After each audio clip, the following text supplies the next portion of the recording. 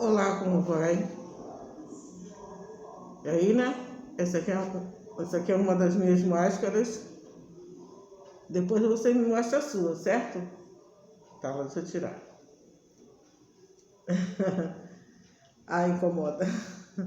Mas temos que usar.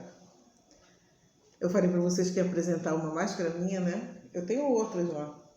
Tem da corujinha, tem do café. Legal, né? Pelo menos motiva a gente a usá-la, né? Não é estético, mas é obrigatório. É necessário. Obrigação? Necessário, né? Para a nossa saúde, para o nosso bem-estar e o bem-estar das pessoas que estão próximas a nós, né? Porque você pode estar bem, saudável, mas você não sabe quem está do seu lado. Ou também você não está saudável e a pessoa que está do seu lado vir a ficar enfermo por falta da nossa obediência em usar a máscara, lavar as mãos com água e sabão, higienizar sempre com álcool. Outra coisa também, né? Ontem estava vendo na televisão, que eu creio que vocês também estão prestando bastante atenção nesse momento, quanto ao produto de limpeza, né? Devemos ter cuidado com os produtos de limpeza que usamos em nossa casa, né? Para não usar nada em excesso. Tudo em excesso causa um reflexo diferente na nossa saúde. Ao invés de proteger, você está danificando, né? A longo prazo. Né? Você está usando muito cloro, faz mal para a vista, faz mal para a garganta, certo? Então guarda essa aí, passa para a mamãe, para a titia, vamos usar com cautela. Bem, hoje nós vamos dar seguimento às nossas aulas, aula de História, 4º ano, turma 401, livro Minha Memória, 2º bimestre. Né? Nós vamos falar hoje sobre formação dos estados absolutistas e expansão comercial. Tá? Nós vamos estudar da página 3 à página 14. Certo? Essa aula aqui, eu estava até fazendo um comentário, eu estudei essa matéria no meu tempo no ginásio, no 6º ano.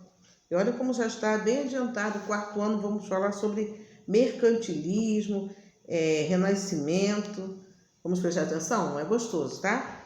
Eu vou grifar junto com vocês alguns trechos importantes, tá? Para que você não fique muito cansativo, só ouvir, tá? Vamos lá. O Estado absolutista se formaram ao longo do século XIV e século XV, na Europa. A formação dos Estados absolutistas, lá embaixo, ó. Após a formação do Estado e comércio, na Antiguidade, houve um longo período de guerras e invasões que mudou completamente o estilo de vida das pessoas, né? Entre o século... Que século é esse? Século XI e o século XIV, houve o renascimento comercial, que é conhecido porque foi o período em que o comércio entre as cidades voltou a ser realizado e os reis voltaram a centralizar o poder de todo o território. Nós vimos no bimestre passado, né, que através do mar Mediterrâneo, algumas metrópoles tinham direito a fazer comércio, né? Isso aqui praticamente interrompeu as trocas entre os continentes europeus e asiáticos. Esse período é conhecido como Idade Média e durou do século V ao século XIII. Muito tempo, né? Vamos lá. Durante o Renascimento comercial, vamos sublinhar isso aqui, tá? Houve o surgimento de uma nova camada social, que é a burguesia. Vamos ver? Sublinha isso, tá? Ela era composta principalmente pelos comerciantes que negociavam entre as suas cidades. Inicialmente, essa burguesia se aproximou do rei para que o poder fosse centralizado, já que a descentralização do poder encarecia o comércio praticado entre as cidades, além de facilitar as trocas pela instituição de imposto e moeda única. Né? Assim, o rei fortaleceu novamente, já que a lealdade da burguesia contava com o apoio da nobreza. A nobreza necessitava do apoio financeiro e militar dos reis, né? E os reis precisavam dos camponeses como mão de obra, né? Para os reis, para os camponeses, o rei era soberano contra o abuso dos senhores feudais. Com todo esse poder, esses reis se tornaram absoluto, né? Dessa maneira, o Estado absolutista se formaram. Sublinha lá. Dessa maneira, os Estados absolutistas se formaram os primeiros maiores exemplos dos Estados. Quem foram os Estados que hoje são países, né? Que formaram esses exemplos? Foi Portugal, sublinha, Espanha, Inglaterra e França. Nesse sistema, a vontade do rei era o que prevalecia, né? Era o nobre. Vamos lá. Mercantilismo. Com o fortalecimento político do rei, também era necessário estabelecer práticas econômicas, sustentar o Estado e sua família e seus funcionários. Para isso, muitos reis entre o século XV e o século XVIII basearam sua economia em mercantilismo. Esse sistema econômico era apoiado nas atividades comerciais que partiam de grande expansão comercial e integração entre outros continentes. Vamos lá ver quais são as principais características do mercantilismo. Protecionismo incentiva a produção do comércio nacional. Metalismo, o ouro e a prata eram sinônimo de riqueza. Balança comercial favorável. Buscava sempre vender mais produtos para fora do país, né? Quer dizer, exportação, né? Para poder ganhar mercadorias estrangeiras. Pacto colonial. As regiões mais fracas, que eram denominadas pelos países absolutistas, eram chamadas de colônias. E elas só podiam fazer trocas comerciais com suas metrópoles, países que dominavam. Isso aqui são as principais características do mercantilismo, né? Já na página 5 nós temos um mapa que mostra a rota comercial terrestre e marítima mais utilizada ao longo do século XIV e século XV. Nela, diversas mercadorias asiáticas e europeias transitavam completamente. Dessa maneira, podemos ver que a formação dos Estados absolutistas, a partir do século XIV, permitiu uma nova expansão comercial que integrou por terra e mar, sobretudo Europa e Ásia, né? Página 6. Na página 6 nós já temos exercício relevante a esse conteúdo. Vocês vão reler. Estou vendo aqui se tem alguma coisa que precisa do auxílio do professor. Vocês podem fazer. Páginas 6 e 7. Agora vamos falar aqui sobre grandes navegações. As grandes navegações portuguesas. A formação dos estados absolutistas permitiu uma expansão comercial dos países europeus, vimos lá atrás, né?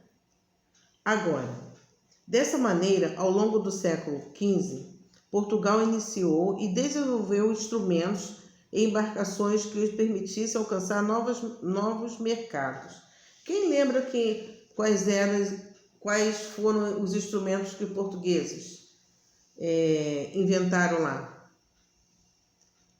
Astrolabe e bússola, muito bem. Os perigos das viagens. Até o século XV, os mares dos oceanos eram marcados por muitos mitos e lendas, né? Nossa, imagina, aquele oceano todo só para os portugueses, aquelas embarcações, né? Piratas, né? Então, os portugueses tinham muito medo de fazer essa navegação lá. Como ainda não conheciam o formato da Terra e a profundidade e extensão dos oceanos, navegar era sempre grande incerteza, né? Eles não sabiam ainda, não tinha, né, trilhas para poder ter trens, só mesmo as embarcações. E nós vimos no mês passado que essas embarcações eram feitas de madeira, você imagina, né? O Oceano Atlântico era o que mais amedrontava os marinheiros. Observe aqui ao lado uma ilustração representando o mar. Ele era chamado de Mar Tenebroso, sublinha isso. O Oceano Atlântico era o que mais amedrontava os marinheiros. Eles eram chamados de Mar Tenebroso, devido à presença de monstros a ser o caminho e o fim do mundo. Isso aqui é invenção, né? Aqui não tinha nenhum monstro no marinho. Provavelmente eles viam uma baleia jubá lá pulando e falavam que era um monstro.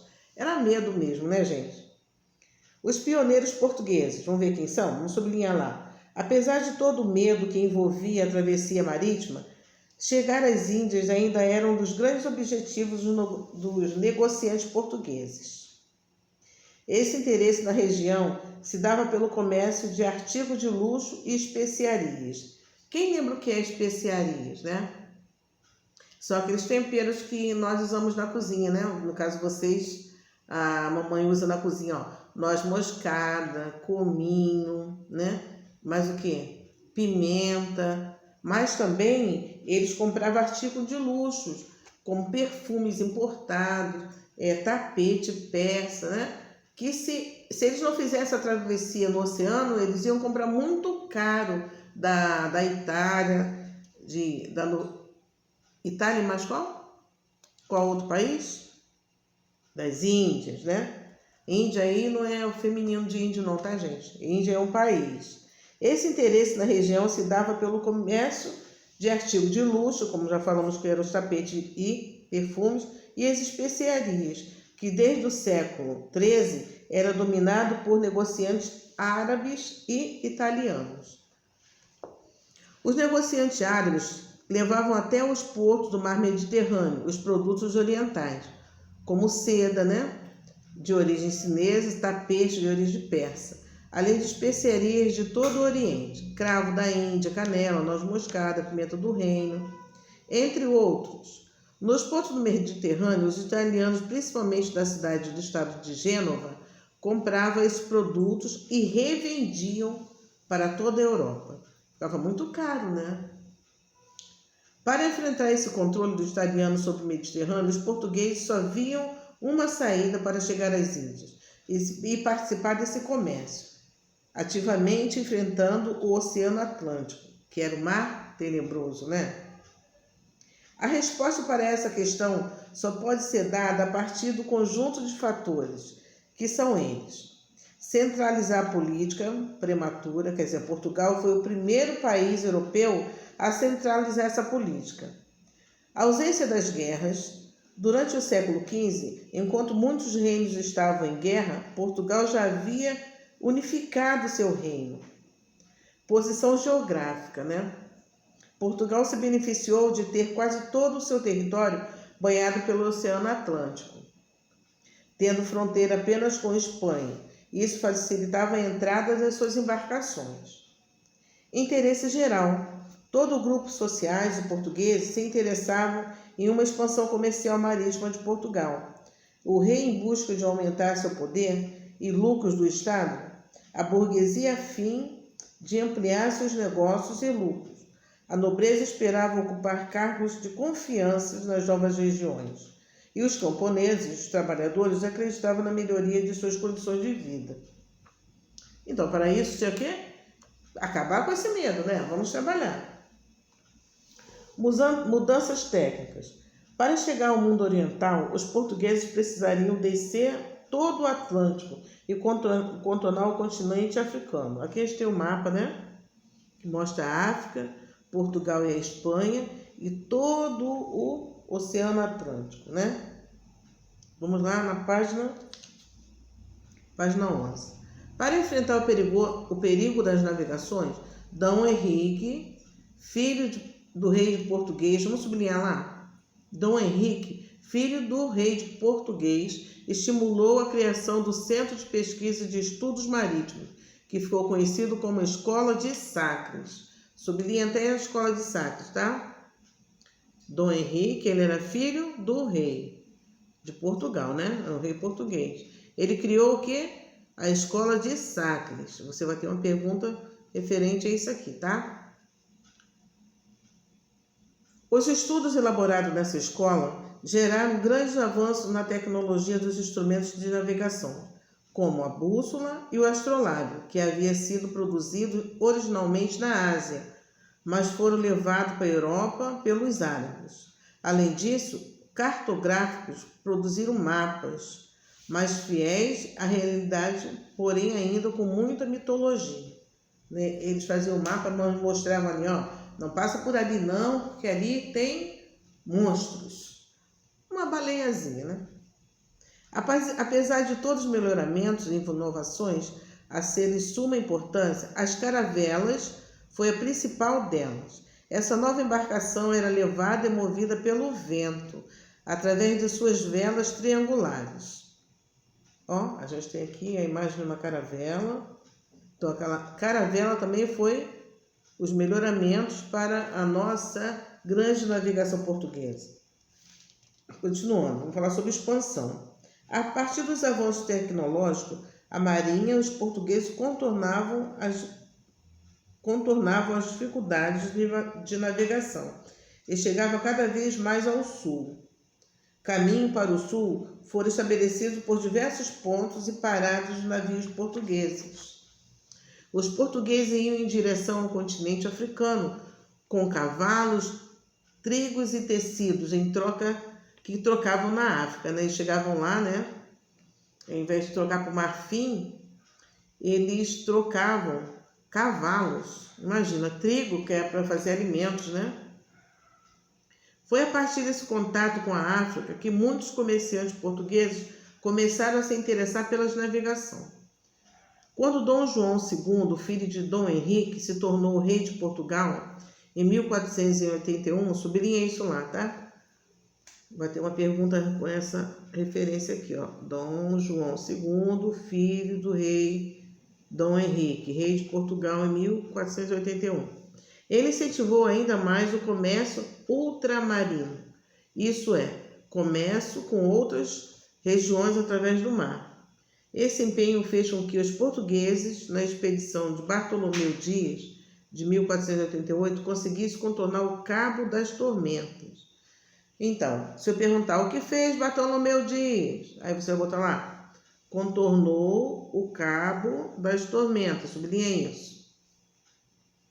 Ponto mais ao sul da África. Depois disso, o local foi rebatizado por, sublinha, Cabo da Boa Esperança. O local depois foi chamado de Cabo da Boa Esperança.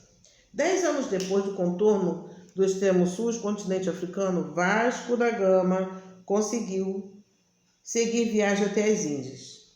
Olha, quem chegou às Índias? Qual foi o navegador? Vasco da Gama, sublinha lá. Vasco da Gama conseguiu seguir viagem até as Índias. Assim, no ano de 1498, os portugueses alcançaram seu objetivo, que vinha sendo almejado desde o início do século. Qual era o objetivo deles? Chegar às Índias. A partir de então, Portugal passou a dominar o comércio de especiarias para a Europa, além do comércio de mercadorias africanas de alto valor, que era o que, gente? Marfim. Né? A África, ainda hoje, alguns países da África comercializam marfim, que o marfim é retirado do quê? Dos elefantes, infelizmente. Nós temos a página 13 e 14 para fazer exercício. Navegar é preciso. Para alcançar novos sonhos, precisamos navegar, ou seja, andar em direção a ele e enfrentar os desafios. Qual é o nosso grande desafio hoje? É estudar sem estar na escola. É um grande desafio para mim, professora, estar falando sem ter o corpo presente, né? Que são meus alunos. Eu sei que você está aí do outro lado, mas eu precisava estar perto de você. Mas é um grande desafio para a gente não parar. Não vamos parar. Conhecimento é acumulativo. Nós não podemos parar. Vamos enfrentar esse monstro, né, desse mar tenebroso chamado Covid-19. E nós vamos vencer. Esse é o grande desafio deste ano. Vamos vencer. O que é vencer? Quando tiver tudo voltado ao normal, nós voltarmos a nos encontrar na nossa sala de aula, passar para o outro ano letivo, né? O tempo vai passar, quer eu esteja aqui ou não. Mas, se chegarmos a outro tempo, se chegarmos ao outro ano, quarto ano vai para o quinto ano, né? Mas estejamos lá com conhecimento de tudo que nós conseguimos aprender no ano de 2020, não só literariamente, mas de tudo que a gente tem visto e ouvido. Guardem isso, que isso vai ficar na história. O próximo livro de história que vai acontecer em 2021, vamos contar sobre o Covid-19. E nós estaremos lá nessa história, né? Então, vamos fazer os exercícios, Deus abençoe vocês. Olha só, nós temos agora na nossa sala um quadro lá, um espaço para você tirar sua dúvida, tá? Você escreva lá o que... eu não entendi. A pergunta lá número 4, explica o interesse dos portugueses em chegar às Índias. Aí eu volto lá no texto, marco para vocês onde que vocês têm que ler para poder fazê-lo, tá? A gente tem que ler sempre, tá bom? Deus abençoe e fique com Deus.